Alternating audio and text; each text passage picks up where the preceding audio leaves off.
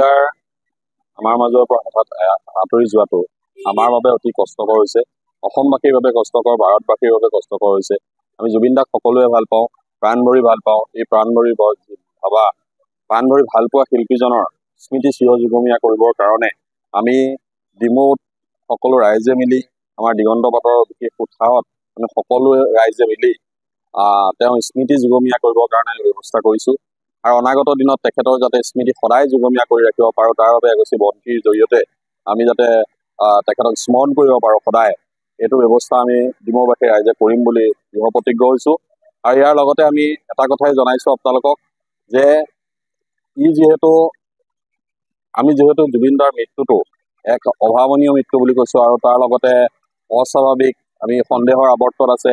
গতিকে আমি সন্দেহজনকভাৱে যি ব্যক্তিক আমি ভাবিছোঁ, সন্দেহজনকভাৱে অসমৰ ৰাইজে যাক ভাবিছে, তেওঁলোকে যাতে তেওঁলোক যদি দোষী হয়, প্ৰকৃততেই দোষী হয়, সেই দোষী কেইজনক শাস্তি প্ৰদান কৰিব লাগে আৰু দৃষ্টান্তমূলক শাস্তি প্ৰদান কৰিব লাগে, যাতে অদূৰ ভৱিষ্যতেও তেনেকুৱা কোনো ব্যক্তিয়ে তেনেকুৱা কৰিবলৈ সাহস নকৰে।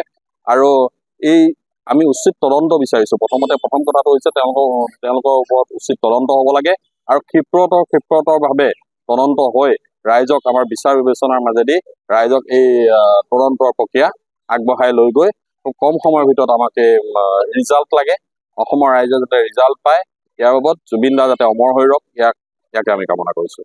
বিদায় লোৱাৰ পিছতে আমি জুবিনদাৰ কেনেকৈ আমাৰ মাজত জীয়াই ৰাখিব পাৰোঁ, তাৰ প্ৰচেষ্টাতে আমাৰ কেইজনমান সুন্দৰ চিত্ৰশিল্পী আমি ফোন কৰিলোঁ। তেওঁলোকে ক'লে হয় আমাৰ ৰং তুলিকাখিনি যোগান ধৰিলে আমি জুবিনদাৰ, সেইকাৰণে আমি এই ডিমৌ উৰণীয়া সেতুৰ তলত যি আমাৰ ডাঙৰ খুঁটা আছে, এই খুঁটাত আমি জুবিনদাৰ 4খন ডাঙৰকৈ ছবি আমি ইতিমধ্যে আমাৰ 2খন উপায় সম্পূৰ্ণ হৈছে আৰু 2খন হ'বলৈ গৈ আছে।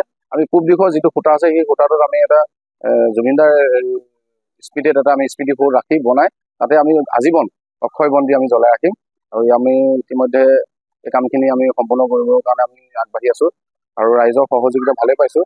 আৰু জুবিনদাৰ এইখিনিত এটা কথা ক'ব বিচাৰোঁ, জুবিনদাৰ মৃত্যুৰ যিটো আমাৰ এটা ৰহস্যজনক কথাটো চলি আছে, আমাৰ অসমৰ মুখ্যমন্ত্ৰীৰ প্ৰতি আমাৰ বিশ্বাস আৰু আস্থা আছে।